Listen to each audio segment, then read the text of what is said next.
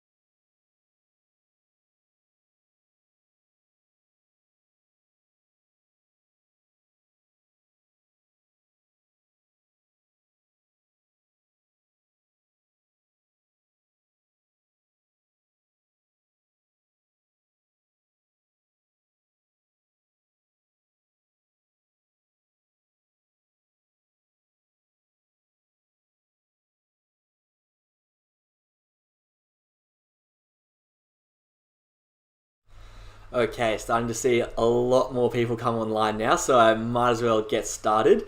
Don't want to keep everyone that has turned up waiting, of course. So welcome back to the second webinar of the year and of the term. Thank you very much for joining me. In case you weren't here last week, I'm Jake, and I am here today to talk about something a little bit different to what we covered last week. As a quick refresher, we covered motivation. So we were talking about how parents and caregivers can increase and sustain your child's motivation, which of course is particularly important. And perhaps now the initial burst of excitement and motivation has worn off after we've gone to Officeworks, got all the new stationery. Perhaps now a few more weeks into the term, some of those mastery goals that we were talking about last fortnight might have started to show some dividends. Or if that motivation is starting to wane, then perhaps it's time to revisit some of those whys and understand what your child is actually working towards and set up some more of those mastery goals. And as a quick aside, if there's any assessments or kind of end of term exams looming on the horizon, then perhaps a few performance goals for some of that short-term burst of motivation might be worthwhile as well. But tonight, like I said, we're speaking about something different. We're talking about time management and organization. So as a quick agenda for what we're going to talk about tonight, I'll give you a quick introduction to who we are at Elevate and what we do. Then I'm going to spend most of the night, probably about 45 minutes, talking about some of these tips and tricks for time management and organization. And then finally, as always, we will have our question and answer at the end, which leads me, of course, to how you can ask your questions. So if you're on our website, there should be that little chat bubble. It should be a pink bubble in the bottom right-hand corner of our page. Open that up and you'll see a chat box. You can fire through any of your questions. If you've found us on the YouTube page, then just to the right, there should be a chat box there where you can fire through your questions as well. There is a team in the office in Sydney. It's a rockstar team tonight. They're ready to receive all of your questions, all of your comments, all of your answers to the questions that I ask you and feed them through to me here where I'm presenting in Victoria. So, moving straight into it, who is Elevate? Well, we're the global leader in delivering study skills to high school students. We've been around for the last 20 years, and for the last 20 years, we've been researching our core research question, which is, what is it that the top students are doing in order to get themselves the top marks? And across the last 20 years, we've conducted a wealth of quantitative and qualitative research, and it's become very clear to us that the top students aren't getting their top results because they're necessarily smarter than everyone else, but it's because they work smarter. And what we found is that there is 13 key study habits that these top students use in a drastically different way to the rest of their cohort that allows them to outperform. And so we take those skills, we repackage them, we put them into seminars, and we deliver them at schools, or we deliver them in one-on-one coaching with families privately in their home. And then more recently, in a situation like this, where we speak to students online via Zoom or via some sort of webinar, or parents, of course. So what is on the menu for tonight? Well, like I said, it's time management. And more specifically, I want to give you as parents some practical tips to help your child organize their work, plan effectively, and everyone's favorite topic, almost always, beat procrastination. So that when your child sits down to do work, they don't get overwhelmed or confused. They don't end up closing the book and then playing Xbox all night. We really want to focus on how you can empower our students or your children to work independently, how they can manage their own time, and of course, resist some of those technological distractions. Now, speaking of technological distractions, before I jump into tonight's webinar, we do have another webinar coming up in 2 weeks' time, which is going to be on smart technology use. So same time, 10th of March, 6 p.m, I'll be here. And of course, you can sign up for that webinar right now. So if you're on our page, there should be a sign up box to put your email just underneath the video. And if you are on the YouTube page, then there should be a link in the description to, again, register for that webinar. Pop your email address in there and we will send you a link for that new webinar as soon as that webinar is ready to go. Now, moving swiftly along onto tonight's content. I would like to introduce you to Fiona's son, Jack. And this is a story that we have from one of our coaching programs. And I'm going to start with this story because I think that it is going to ring true for a lot of people who are here listening tonight. And I also just want to say that this image here that you have on your screen is not Jack, it's just a stock image. But I am hoping that by providing an example for you about how these skills can work in a family home, then you might be able to do the same. So when we started working with Jack, he was in year 10, and there were lots of issues that were causing tension between him and Fiona. Things like he wasn't motivated, he was apathetic, to him school felt like a chore, he never wanted to do his work, and he left stuff to the last minute. And I think for a lot of us, that probably sounds pretty familiar. And really what this led to were three main issues for Jack. The first one is that he was missing deadlines. Or in order to not miss those deadlines, he was constantly having to stay up late the night before, he was cramming for a test that he hadn't studied for, and if he didn't get his work done on time, then it was going to be handed in late. Which means that when Jack was waking up after these late night cramming sessions, he felt exhausted, he went to school bleary-eyed, couldn't pay attention, and really, it's really, as you can remember from one of our well-being webinars at the end of last year, we know how important sleep is, particularly for these teens, and simply what Jack was doing here just wasn't going to cut the mustard. So, the second problem that he found, or that we found, was that he was getting distracted. So when he did sit down to do his work, Fiona was saying that he was constantly distracted on his phone, playing games, speaking to his friends. And when we asked Jack about this, we said, do you get distracted? He absolutely agreed. He said, all the time, I constantly procrastinate. And it frustrated him because he could see that he was constantly getting off track. All these tasks that he was doing were taking longer than they should have. And it also meant that when Fiona would ask Jack about his work, she found it hard to believe him if he said he'd done a lot, because the entire time all she could see was him on his phone messaging or doing other things.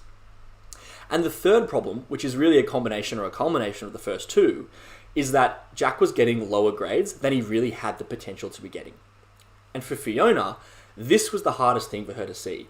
And she didn't necessarily want or need Jack to be an A or an A+ student, but she absolutely wanted Jack to be able to fulfill his potential. And that was the big problem.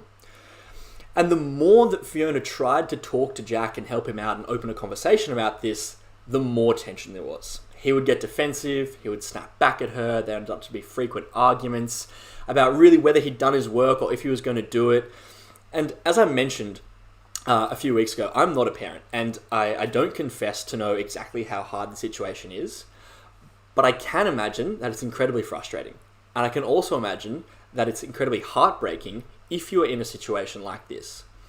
And it must be truly difficult, so difficult, when something like this erupts from a simple question, such as, what are you up to? So my question for you, the first question of the night, is can you relate to this? Is there a time in your life or your relationship with your child that you have felt something like this has been happening? If so, please let us know in the chat. Open up that chat bubble, type in yes, press enter, if this is something that you have experienced before. And my first message for all of you, which is an echo of a message that Kane has passed on when he delivered a similar webinar last year, that message is you are not alone. Because I think that every parent watching here tonight just opened that chat bubble, pressed yes, and entered it, and I wouldn't be surprised if you broke our server with all of you replying at the same time. The server can handle your responses, which is good, and we're still live. And so one of our coaches worked with Jack across 8 weeks and set him up with these time management techniques that we use with all of our students that we work with. And since then, his marks started to improve, his sleep patterns improved, and perhaps most importantly, the tension between him and his mum improved. And so tonight, what I want to do is share with you some of the techniques in terms of time management and organization that we use so that you can implement them with your own child. But before we jump into all those techniques, I'd like to share with you a quotation from someone who I'm assuming that you are quite familiar with, and that is Albert Einstein. And he says that if I have an hour to solve a problem, I'd spend 55 minutes thinking about the problem and 5 minutes thinking about the solution. Now, I'm not going to spend the next 55 minutes talking about all the problems that your child might be facing because that would probably defeat the purpose of the webinar. But what I will do, and what we do take from Einstein, is that it's really important to understand the root cause of a problem before we go any further. Because it is at that point when we understand the root cause that we can then match the most appropriate solution. So we have done all of the research to figure out what problems require what solutions. And so for the next 40 minutes or so, I'm going to be giving you all of these solutions, or as many as I can fit into my slide deck. And all you need to do is think about the problems that your child experiences so that you can pull this presentation apart and you can take the solutions that are going to be most beneficial for you and make your home a happier place. And so to do that, we're going to start with a quiz that will hopefully highlight some of the areas where your team could use a bit of a nudge in the right direction in terms of their time management and their organization. So if you have been to some of these webinars in the past, you know we like to start with a quiz or a survey. The way that tonight's going to work is I'm going to put on the screen 3 statements, and I would just like you to answer with the degree to which you agree with the statement or relate to it personally. So again, there's a chat box, or a chat bubble rather, in the bottom right-hand corner if you're on our website, or of course there's the chat box on YouTube just on the right-hand side. And I'm going to get you to type in the number 1 through 5, depending on how much you agree with these statements. And perhaps that'll be a little clearer when I put up the first statement. So it is this: I have a firm understanding of how much work my child is set and how much they should be doing. And I'll get you to rate your confidence on a scale of 1 to 5. 5 being very confident and 1 being very unconfident. And so we're essentially asking, are you aware of how much work they're set at school and therefore how much they should be doing at home? We're asking if you're aware of their workload. And I'll give you a second to answer that. But as I do, the next statement builds on this and kind of highlights whether there's a gap or whether there's a disjunct between the amount of work that they're given and the amount of work that students are actually doing. Because the second statement is, my child does the appropriate amount of study given on how much work they're assigned. And you can type in the numbers 1 through 5 to reply. So do they do, for 1, far less than required? Is it a little bit less? Is it about the right amount? Is it slightly more than is required? Or do they go above and beyond the requirements set by the teacher and it's just not a problem whatsoever? And while you answer in with 1 through 5 there, I will say that if you do happen to put 5, then you may be getting some cyber glares from the rest of the parents on here tonight, because I would say that's quite an enviable statement if number 5 comes straight off the bat. And the final statement really centers on a big part of our webinar tonight, and that is that me and my child are aligned or in agreement on how much work they need to be doing. And so this is basically asking, do your child and you share the same opinion on how much work should be done? And the reason or the impact of this belief is because it talks about tension. Whether you have something to fight about, whether there's tension over it, whether you agree upon it, whether you can leave your child to their own devices, they're all here. So 1 through 5, chuck in your answer with how much you agree. And I'll give you a sec just to finish that one off.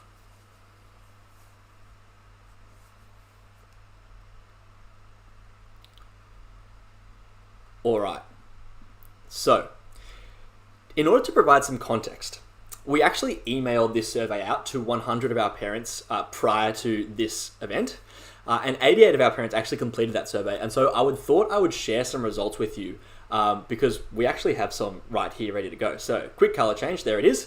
And moving into the first result slide, and what you can see is that in the first statement here, we've almost got a perfect bell curve, with the majority of parents having some confidence in how much work their child is assigned. And that's to be expected, because nowadays a lot of work is going online. There are these platforms like Sector where teachers can share the homework that's being set with the parents. Now, with that being said, it is difficult to know exactly what's been set, because we also have general revision work. We need to know what kind of tests or assessments are coming up, which may be kind of outside of that realm, which is specifically assigned by the teacher. Which leads us into the next statement that I asked. And interestingly, this shows that most students doing a little bit less than required. And this is pretty common. And the reason that we have this slide here, number 2, is because it nicely leads us into the third slide. And as you can see, children doing less or students doing less than what is required leads to tension between their parents and their children. And it's an age-old problem, and it continues today. And in fact, when we have parents talk to us about getting support for their child, this is something that comes up almost every single time. There is almost always a disagreement over what's the appropriate amount of work. And it's a key source of tension in a lot of households.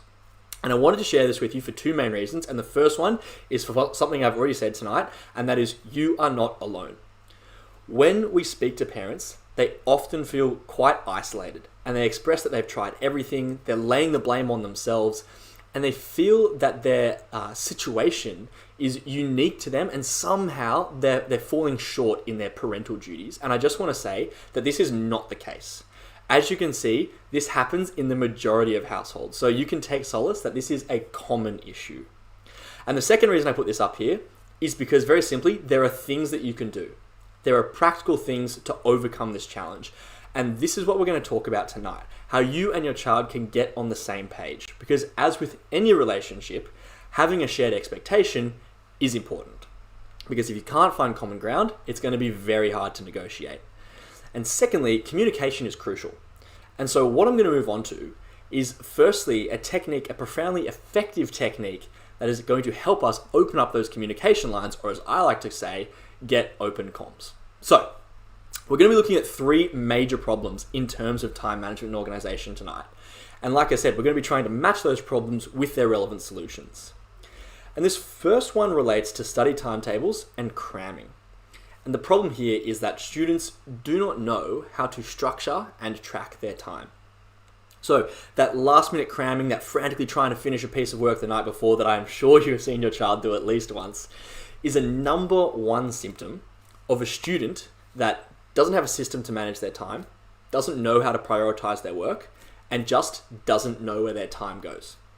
And so to unpack this a bit further, in our research, we ask about study timetables and generally how students structure and track their time, and we find some really interesting stuff.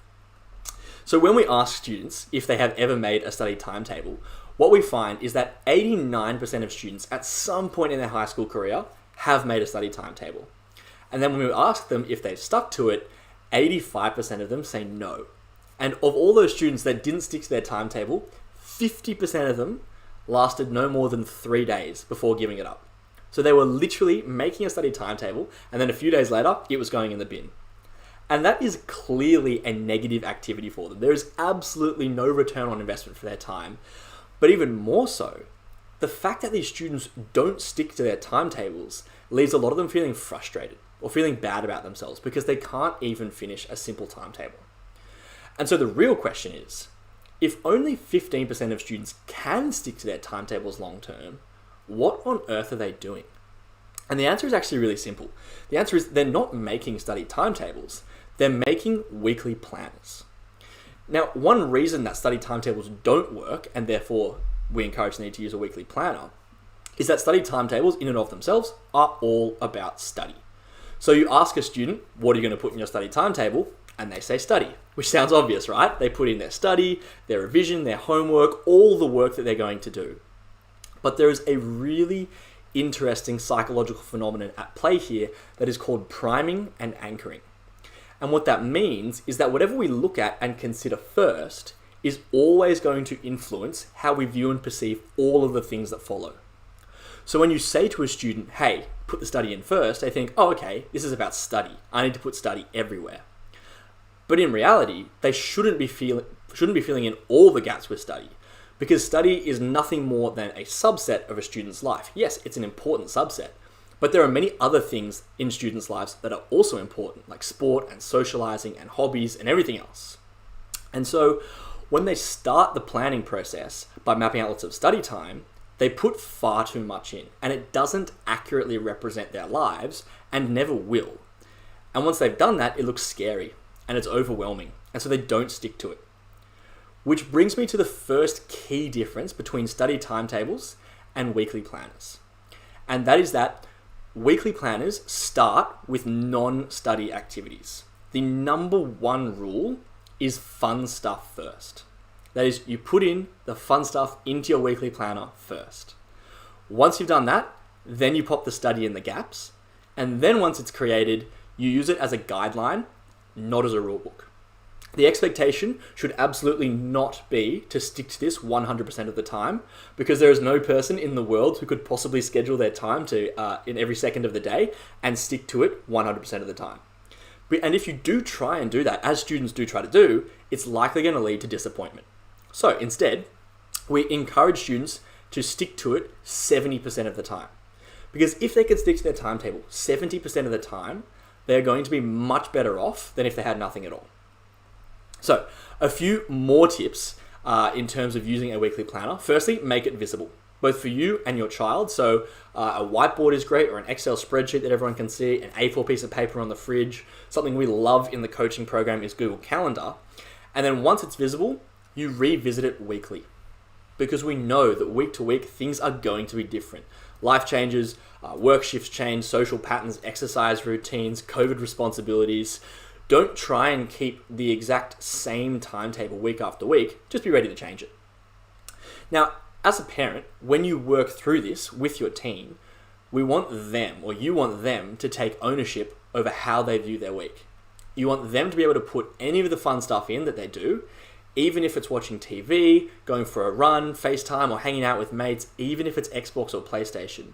And it's a really important activity to do because not only does it help to provide routine, but it also gives these students an assurance that there is still fun stuff in life. Even if you're in the dreaded year 12, even if you don't like school at the moment, there is still something that they can do every day that they will enjoy for every day of the week. Now, as a parent, you may be thinking, because we do get this all the time, if I get them to put in their fun stuff first, their TV shows, speaking to their friends, then there simply won't be any gaps left to study. And that's a very common objection that we talk about and deal with, and I will absolutely come to it in just a moment, so please bear with me. But first, this is a recreation of what our coach helped Jack and Fiona create, just so you can have an idea of what it might look like. So, the key thing, you can see that all the fun stuff that Jack wanted to do, that's gone in first. So when he wanted to be on Facebook, when he had youth group, when he had music lessons, it's all in there. Which leads me back to that objection we often hear, which is they'll just fill it with all the fun stuff. Now, the good thing about this approach is that it gives you a way to negotiate with your child and provides a framework to have that conversation about where their time is going, without it being personal, without students becoming defensive. But also, as an aside, in most cases, where students pack their week with too much fun stuff, they really often come to their own realization that it's too much and that they need to compromise in order to actually get stuff done when they can see it all laid out in front of them in a really easy to understand manner. But let's say that this doesn't happen and they still pack it full of fun stuff and they still don't realize, then you have the chance to say, okay, so if we look here, there aren't any gaps to do work, which makes me a little bit worried that you might not have time to get your homework done, which means we're going to have that stressful situation where the deadlines are looming, you have to stay up late, you feel tired, you're anxious, and we just don't want that to happen. And then that conversation starts to center around the planner and how to adjust it, as opposed to a conversation that's more about an abstract clash of wills on how much work should be getting done, how much you should be doing each night, and stuff like that. So, once the fun stuff is in there, then we can chuck the study in the gaps. And you can see here, that's where all the dark blue boxes have gone in. These are the study sessions, things like English assignment, maths questions, it's all in there.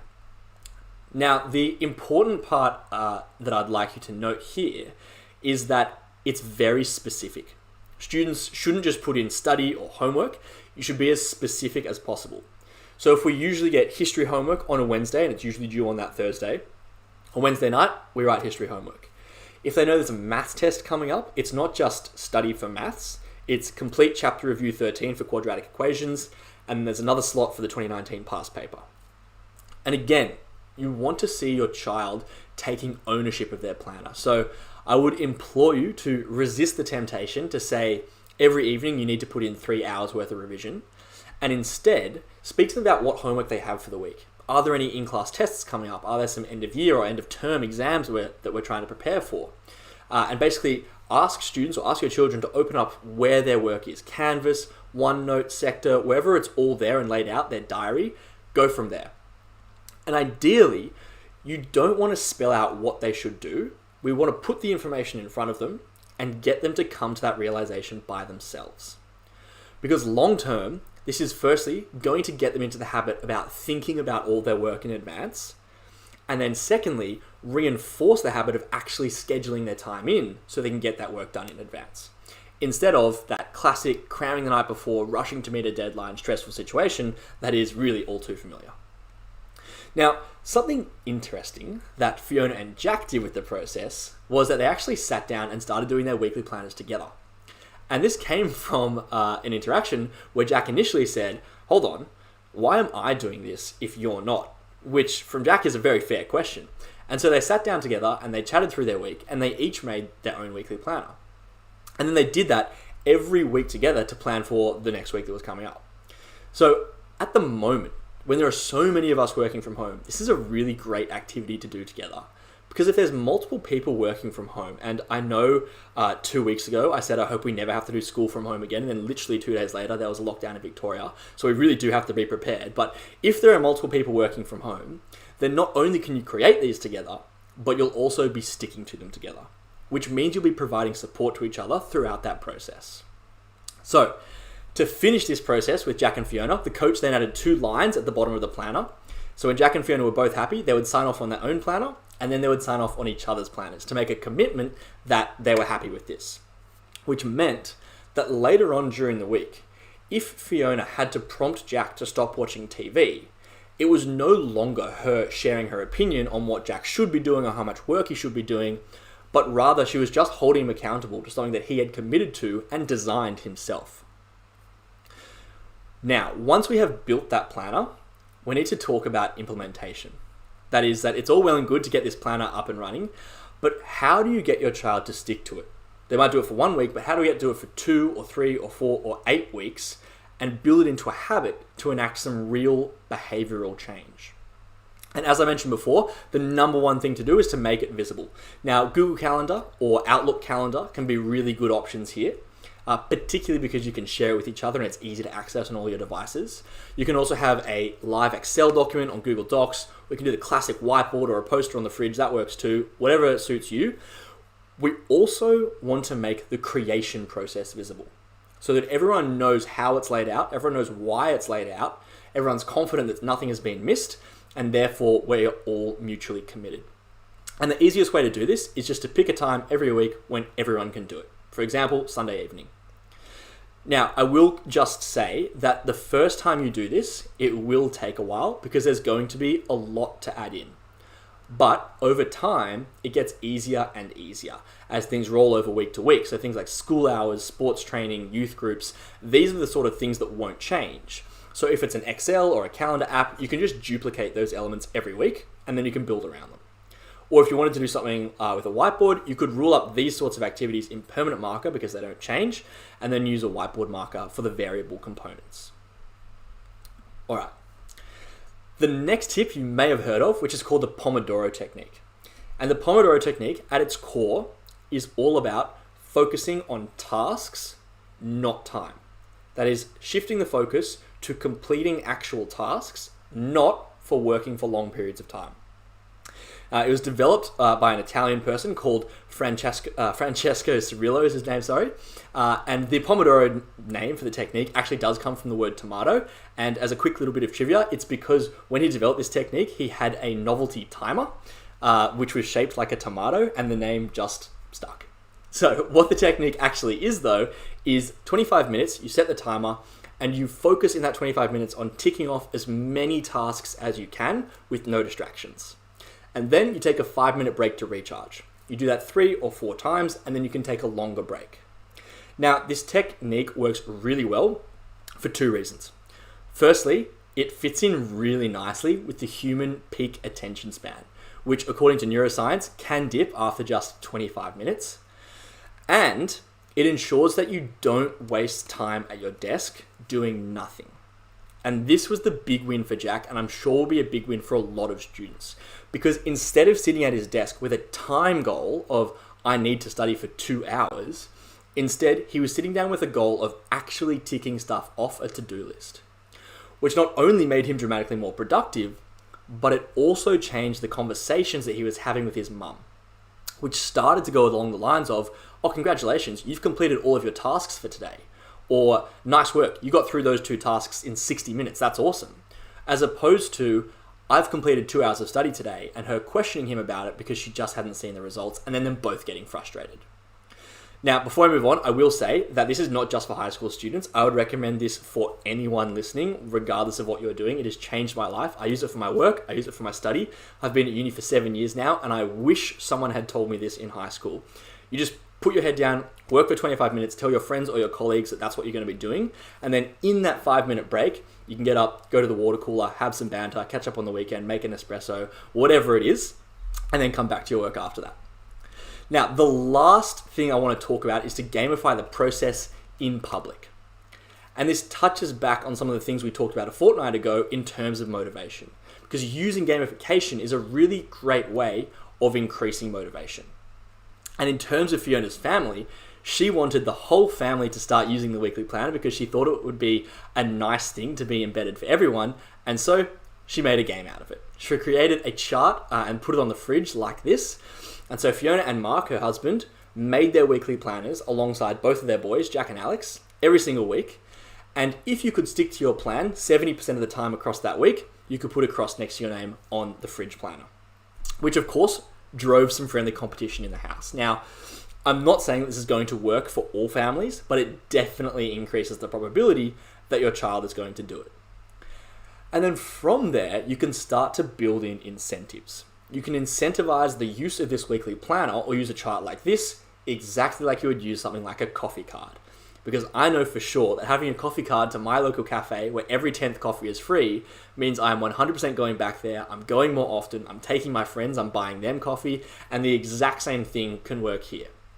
And I know that incentives cop a lot of flack in education, and I know that last fortnight I literally said we shouldn't dangle the carrot as a form of motivation. And the reason is that for the most part, incentives are used the wrong way.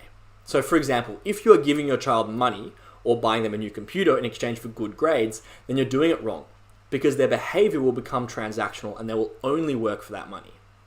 So to avoid using it in the wrong way, my advice would be to build incentive programs like this.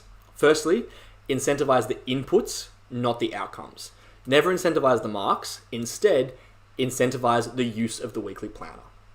And secondly, use experience-based incentives rather than buying things that makes it feel transactional. And a really great example of this that I've heard is that a winner of their kind of game gets to pick the family board game on the weekend or the family movie they watch that Friday night or where they go for their family outing on a Sunday. All right, so that is the weekly planner. Let's have a look at two more of the major problems that students have in terms of time management. And this is, of course, most people's favorite because everyone is really, really good at procrastinating and it comes up all the time. And I think that we can all relate to this. And in fact, don't tell your children this, but procrastination is actually hardwired biologically into humans. When we feel negative emotions, we fall back on the path of least resistance, which is generally to do nothing. So this means that procrastination isn't necessarily the problem. The problem is that students don't know why they procrastinate from a self-awareness point of view, and they don't know their triggers, meaning that they can't recognize them and stop procrastinating to get back on track. So if the problem is that a student doesn't know why they procrastinate, then the solution is they just need to identify all possible reasons for procrastination and then have a specific solution for each one of them to get them back on track. And I'll make a quick aside here, and I'm sure that you have seen this, but students can be really weird when they procrastinate, and I'm sure there's been lots of weird things that have happened over the last 12 months. I know that when I was in high school, as soon as I came through the front door, I would drop my bag, kick my shoes off, run straight to the fridge or to the toaster and make something, and I'd think, Jake, that was a long day at school, you had a long bus ride home, that was a long walk from the bus stop home, you deserve just one episode of Netflix before you sit down and do your homework. So I'd flick on the TV, I'd start watching a Netflix show, it would get to the end of the show, and Netflix very kindly, of course, would start the countdown for me. Next episode in 5 seconds, in 4 seconds, in 3 seconds, and I'd think, wow, that TV remote is an awfully long way away. I think I'll just reward myself with one more episode. So I'd watch another episode. Next episode in 5 seconds, 4 seconds, 3 seconds, there's the third episode. And by the end of the third episode, I'd probably been sitting there for, 60, 75, 90 minutes maybe. And so Netflix very kindly would just check in on me. And they would say, are you still watching? And of course, at that time, the entire screen goes black and you just have that one sentence or that one question on it. And so the screen kind of becomes a mirror. And I have to look at myself sitting on the couch and I think, I should really probably stop watching. Now, I'm sure that there is many things that you have seen your children do across the last 12 months. I would love to hear some of them. So if you're on the chat, grab the chat bubble or on the right-hand side at YouTube, put some of them in. I'm sure there's heaps of them and maybe I can share a few of the funny ones at the end. Like I said, there's so many classics. My favorites that I do with myself now is I convince myself that reorganizing my wardrobe is a really good way of spending my time because it's slightly productive when obviously there's much more important things to be doing. Now, we're going to go through 3 big reasons that students procrastinate. And the first one here is social media. So many parents say that their child is always on their phone. They're always on Facebook or Snapchat or TikTok, Instagram, whatever it is. And it is absolutely something that we have seen increase over all of our lockdowns. And it's probably something that you have fallen into the trap of doing before, spending hours looking over social media or the news, checking up on COVID updates on the ABC News blog, which I know is a big one for me.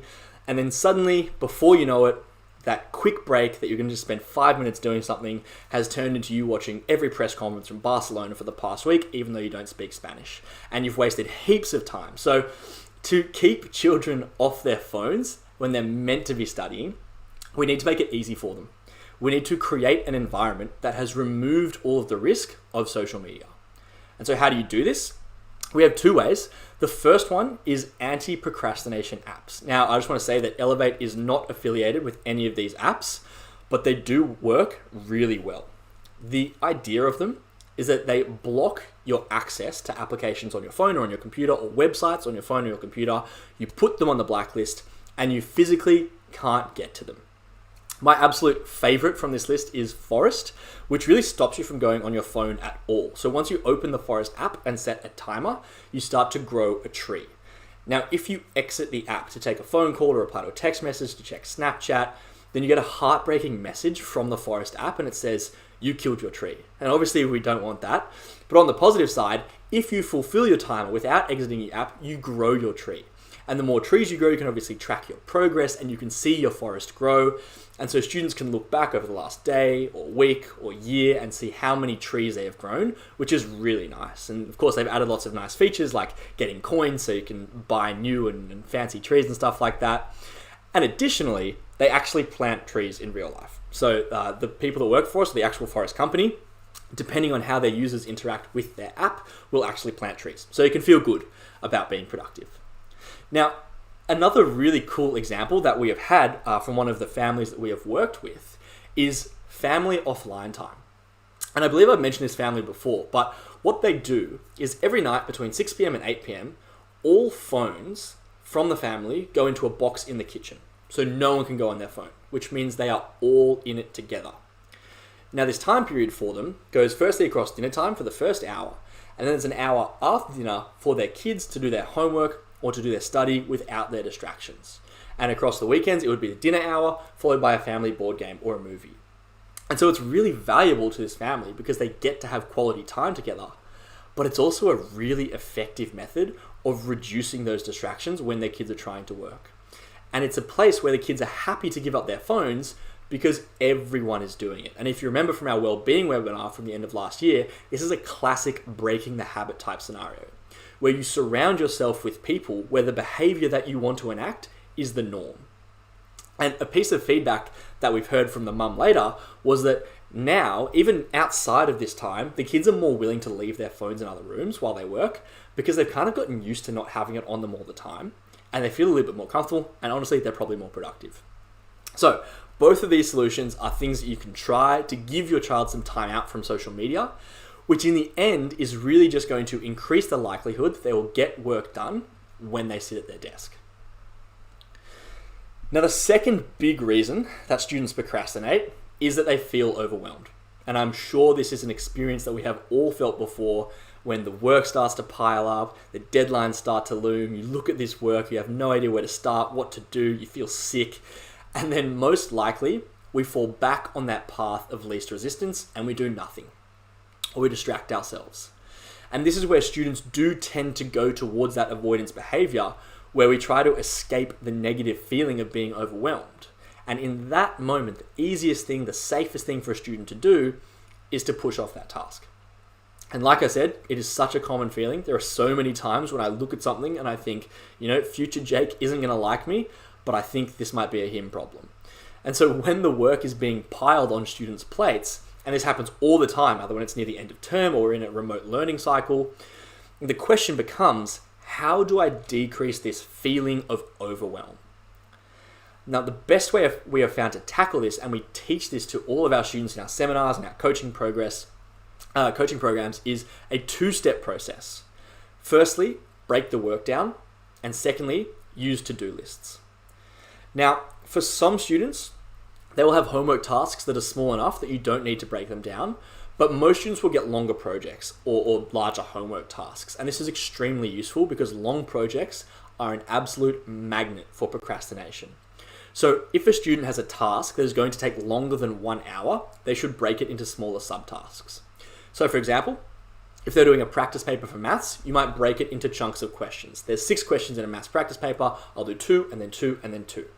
If you're doing an essay for English, we would break it into sections and tick off each one as you go through. So I'll do my intro paragraph, then I'll do my paragraph 1, then paragraph 2, etc., etc. Or if they have to design a poster for geography, it might be I'll do the research, then I'll draw the poster, then I'll add the text, then I'll get someone to proofread it, etc., etc. And so by breaking this work down into simple, smaller, manageable tasks, they're able to tackle them. And instantly, things feel less overwhelming, meaning that students are more likely to get that ball rolling. Now, once it's been broken down, we then put it into a to-do list. And it doesn't matter if it's on paper, if it's on the phone, if it's in the computer, or if it's on an app like Redbooth or Todoist. The core thing is that it is actually written down so that you can A, get organized and see what you need to do, and then B, and perhaps most importantly for someone like me, you can cross things off as you go.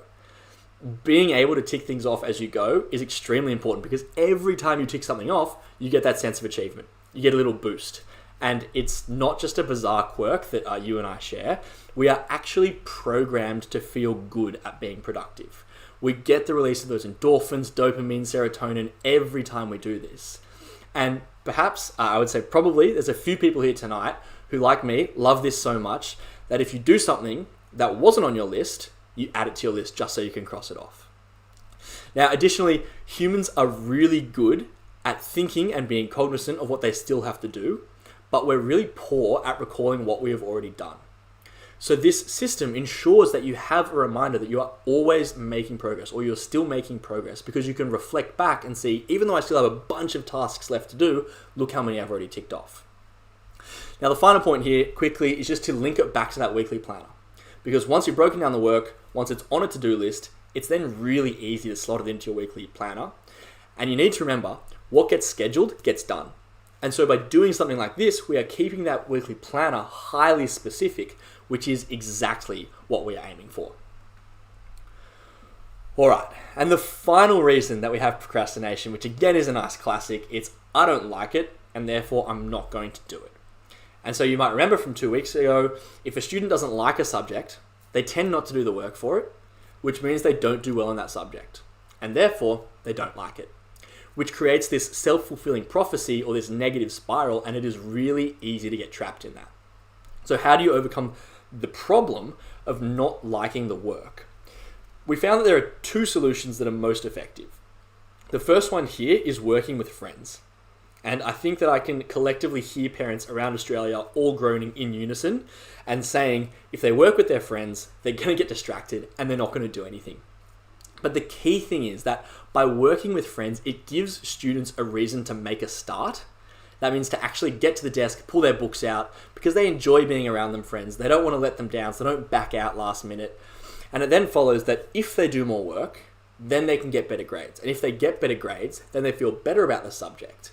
And if they feel better about the subject, then they'll do more work. And we've essentially reversed that negative feedback loop into a positive feedback loop, which is, again, really easy to get trapped into.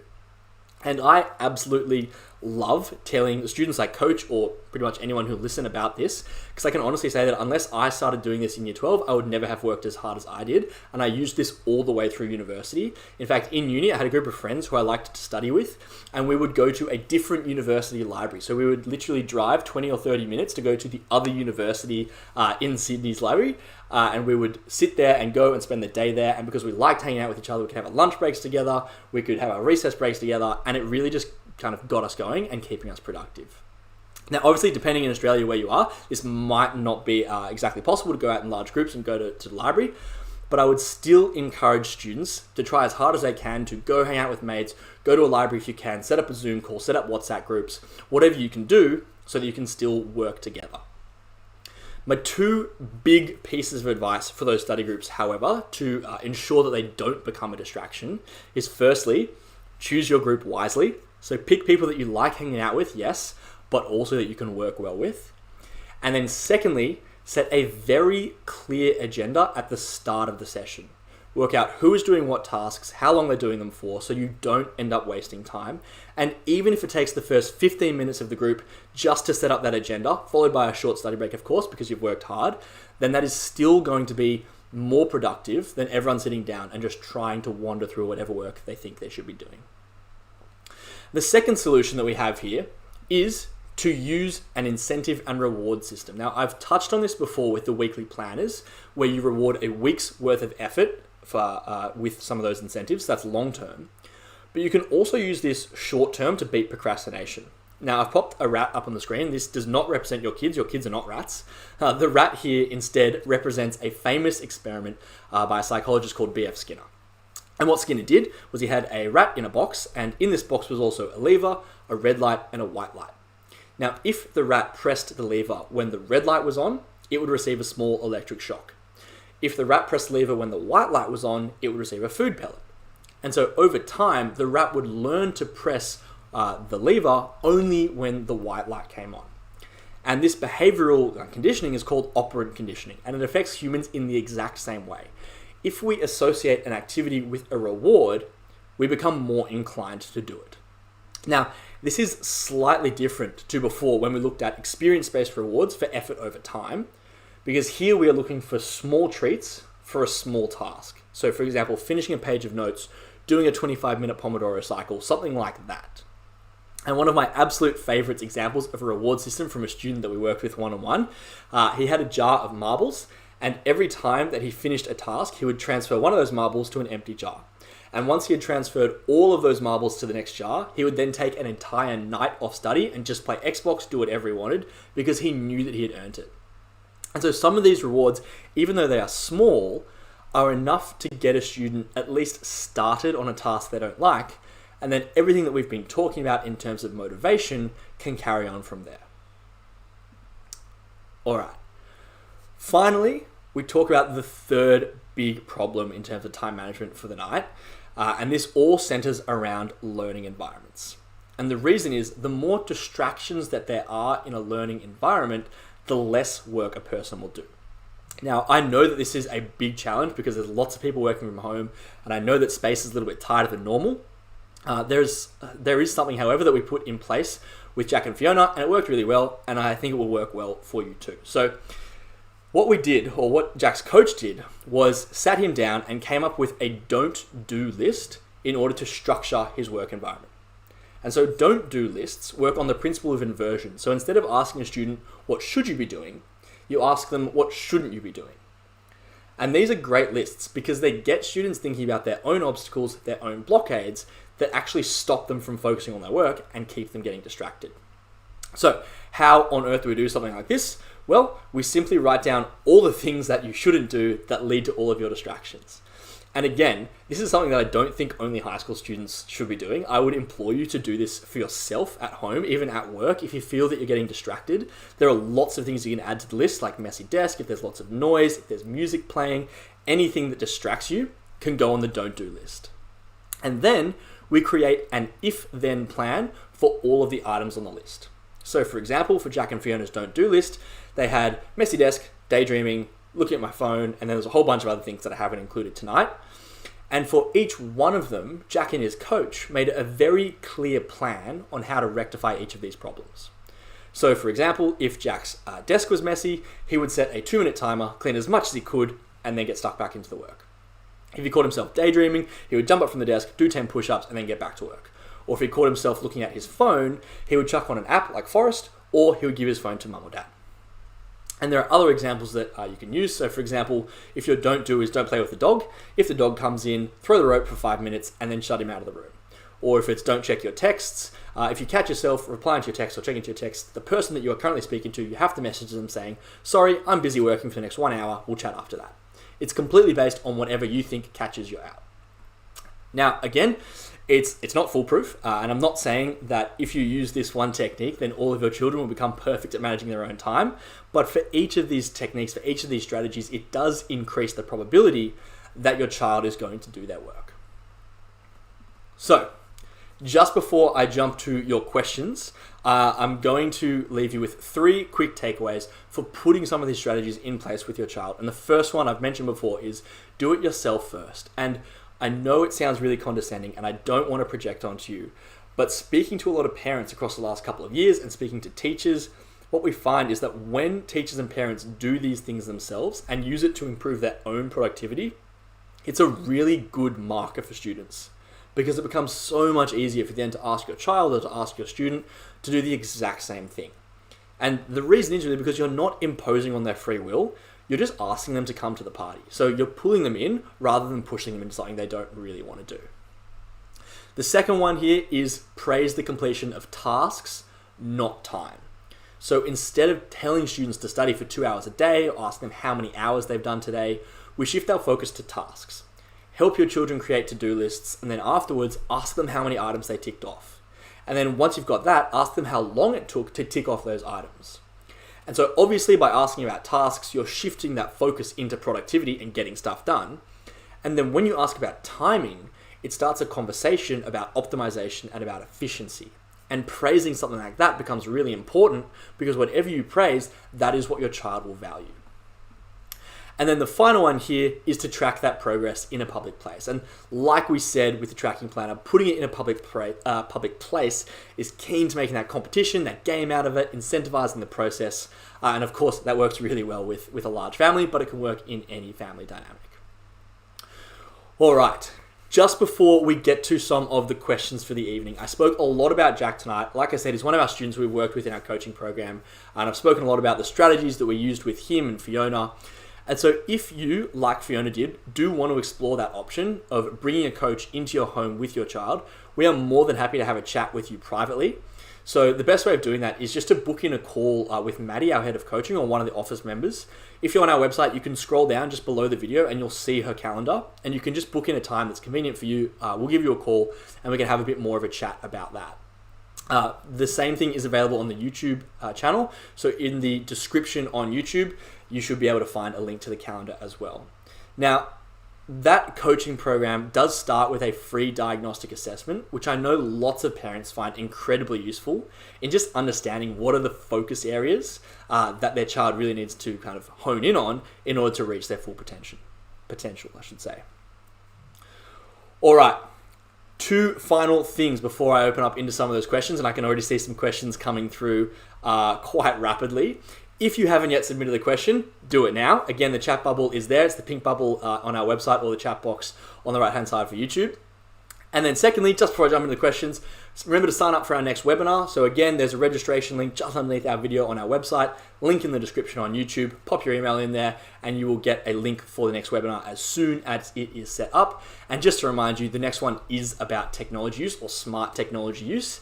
And I know we've spoken a little bit about it today, but of course we could speak so much longer on a lot of these things about procrastination. But we're also going to focus on how you can use some of these apps to increase your efficiency in some other places as well.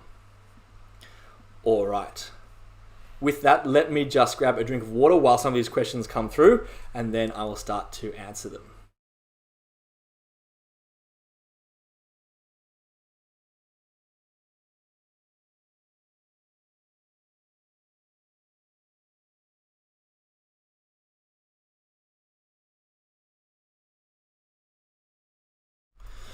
All right, coming in from firstly an unknown person, that's okay. What should I do if I'm not motivated by to-do lists? That's totally okay. There are lots of different things that you can try. The key thing to take from this webinar is that not all of these skills are going to work from everyone, and I wouldn't recommend that you try and use every single one of these, because we don't want to overload students And truly, it's really hard to use all of these skills because that would mean that you are a perfect person using all the perfect time management techniques. And I just don't think that person exists, and that's okay. Pick the one that does work for you. If to-do list doesn't work for you, then maybe setting mastery goals or performance goals does work for you, or setting out some sort of a long planner. Just pick whatever kind of feels right and use that. How do you manage a situation where the school just sets far too much homework that can be completed in a reasonable time? Yeah, look, this is a really good question. And there's two different parts to this that I actually want to talk about. Well, actually, maybe it's the same part, but I really am talking here about efficiency. Now, the problem here could be that there's too much homework to actually schedule into a life because there are lots of other things going on. And it's really hard to keep track of everything. And again, having things like a study planner or a weekly planner to actually make sure you have enough time to get your work done is crucial. And I know a lot of the time kids come home and they think, oh, I've been slammed by this and I got this subject and this subject. And it does look like a lot of work. But I think it's quite rare that a school would truly set, too much homework where there's, like 8 hours a night. And if that is the case, obviously a different conversation could be had. But for a student that is effectively planning out their time, we then need to look at things like being more efficient. So at the webinar in 4 weeks' time, we'll be talking about kind of smart study skills, about how students can read their notes quicker to get the most information out, how they can write their notes quicker, how they can memorize their notes quicker. And all of a sudden, this massive block of work that takes these students kind of 3 or 4 hours because they're being inefficient suddenly takes 2 hours or 1 hour. And then we find that all of this time frees up during the day. And that's kind of the thing I would look at if we have got to the point where our time is structured out really nicely. All right, Hamilton's just said, my son is a rat. Thank you, Hamilton. He also said, just joking. That's good. Appreciate that. Can you give some more examples of small rewards for tasks that they don't like? Absolutely. So, people can give themselves things like if they're trying to read a textbook or their novel that they really don't like, but they love gummy bears. Every 3 pages, just sprinkle in some gummy bears. So they read 3 pages, eat a gummy bear. Read 3 pages, eat a gummy bear. If your child is absolutely obsessed with, cricket at the moment, maybe they do a Pomodoro 25 minutes, and then for that 5 minutes break, you as your parent or their brother or their sister or whatever, just bowls balls at them for 5 minutes. And that's their reward, and then they get to go back for 25 minutes. Let's see, any other things I can think off the top of my head. I know that often things like, gummy bears and chocolates are good. Maybe some people love exercise, so to switch away from like candy and into exercise, maybe in that 5 minutes you get to go and do a run around the block. There are lots of things that people can use. If you can track small tasks, or just make lists basically depending on what the student likes the most. All right. How does a parent, this is from Chantal, and I'm sorry if I pronounced your name incorrectly there. How does a parent work with a kid who actually thinks there's no distraction from digital, who believes that they're actually on top of things, and who believes they don't need more sleep, especially when that child is getting reasonable marks? That is a really tricky situation, and I am going to find it hard to answer this really specifically without knowing a little bit more, but I'll explain my thought process, and so hopefully that will be a little bit more helpful. So I assume the problem here is that you as a parent can see that things aren't being as efficient as possible, and perhaps sometimes they get a little bit stressed or tired when they're not getting enough sleep because they're putting in lots of work, which of course leads to those reasonable marks. Now, the problem here is that the problem doesn't exist yet, at least in the student's mind. And so what's really useful here is starting a conversation about the future. So if they're in year 11 or in year 12, ask them, hey, do you think that it's going to get more difficult? Do you think there's going to be more work on the horizon? And then if the answer is yes, then do you think that right now, with the way that you're working, where you spend 5 or 6 hours up at night and you get stressed and you don't get enough sleep, and I know you feel tired in the morning, do you think that that's going to be feasible if the workload doubles? And then the clear answer there is, well, no, I don't. It's not there yet, and so it's not a problem. But we want to be preventative, not reactive.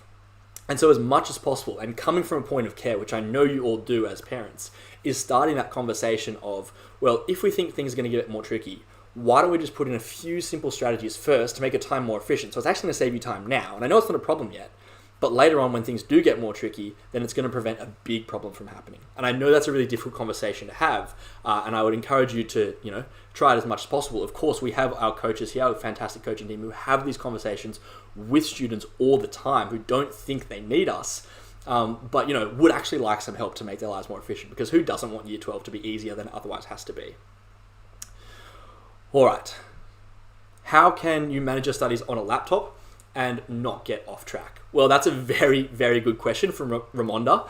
And I will take this opportunity to say we are going to have a full 45 to 60 minute webinar on this in 2 weeks' time. So please come and join that if you would like more explanations. But a great example from this webinar would be to use some of those anti-procrastination apps. So if you're on your laptop because you have to, watch a lecture or read notes or, create an essay, then using some of those anti-procrastination apps and blocking your access to things like Facebook, Instagram are really, really useful, even if you only set it for, say, 45 minutes or 25 minutes, because you'll have that and then you can go and take your break afterwards. All right, my daughter tends to get carried away with her thoughts while she's doing her homework, which takes her longer to finish her homework unless I sit down next to her and guide her. And that is an absolute classic scenario and definitely something that I am sure we have all experienced before. And there are so many different reasons why people wander off or daydream. And I think this is a really good example of where you can have a don't do if then plan. And I know it's really hard sometimes to realize you're daydreaming, but eventually you will realize that you're no longer writing notes or you're no longer answering questions, and instead you're staring at the wall thinking about butterflies. So like I said, for your daughter, have that don't do if then plan, some simple solution that she is happy with, so that when she starts daydreaming, she has something to do. It might be, jump up, turn on a favorite song, dance around for 30 seconds, and then get back to work. I think that's a great one. And so what that will do is obviously encourage that habit of being able to catch herself, but also give her something to get back to it. My son always avoids his work for the subjects that he does not like, but the few subjects that he does like. We'll just do a subject for those he doesn't like. But yeah, okay. Quite often he can finish his work for the majority of his subjects. Should I force him to do the ones that he should do? I mean, it's really tough to force a student to do anything, as I'm probably sure you're aware as parents. I mean, you live with your kids all the time, and we as coaches, don't get as much contact as parents do. But even from a coaching session, it's really hard to get someone to do something they just don't want to do. And so what this kind of screams to me is that he's in this classic cycle of there are subjects of don't like them, don't do well on them, don't like them, etc., etc. And then there's the opposite cycle for some of those other subjects. And so clearly the focus here is going to be the subjects he doesn't like. What we need to do is figure out either a way of liking them, so talking about some of that motivation stuff. Is this a necessary evil where we just have to build in some procrastination methods? Or is it that you don't understand the subject? Or is it that you're not too sure, you're falling behind, and so all of a sudden you don't feel confident in the subject? There are lots of reasons why students don't like it that aren't just because they don't like the content. And if we can get down on those root cause problems and start to fix those, then we can start to bring them out of that cycle of don't like. All right, what if your child thinks this is all a joke and question why you as a parent need to know everything? You are not the teacher. Wow, that is a really tricky situation. And let me just say, I'm sorry that you sometimes find yourself in this, because I can understand that must be really tough. Again, I'm not a parent, but from the outside, instantly, I can understand that must be, really tough. And the answer is that sometimes is going to happen. And as a parent, you probably don't need to know everything because there are lots of other things. And perhaps then instead of trying to be the study skills expert, it might be more helpful for you and for your relationship to just be kind of that caregiver and that side support person, and find someone they really trust, because students can be really picky about who they take advice from. And I'm sure you've noticed this, particularly as they get into the later teenage years. They'll have teachers they like and they'll have teachers they don't like. And all the things the teachers they like say are, just fantastic and kind of dripping in gold. And all the things the teachers that they don't like say are just the silliest thing in the world, and they'll never listen to them. And it can be really useful just to rely on someone they like and think, what did that person say? What did that person say? Do you think we should do what they said? Let's listen to their advice. But yeah, I'm sorry, that must be a really tricky situation, and I'm sorry I can't provide more of a specific answer for that one. All right, let me just see if there was any more that flung through. Great, okay. Well, everyone, it's 7:07, and I'm not going to keep you here too much longer. So thank you, everyone, for coming along tonight. Again, there's a webinar in 2 weeks' time on that technology use and efficient and smart technology use. So please sign up for that webinar. The link will be there for you. Hope everyone's had a good night. Again, if you have any more questions, feel free to fire them through. Book in a time to call Maddie. It's been quite wonderful, and I wish you all a very safe and happy evening.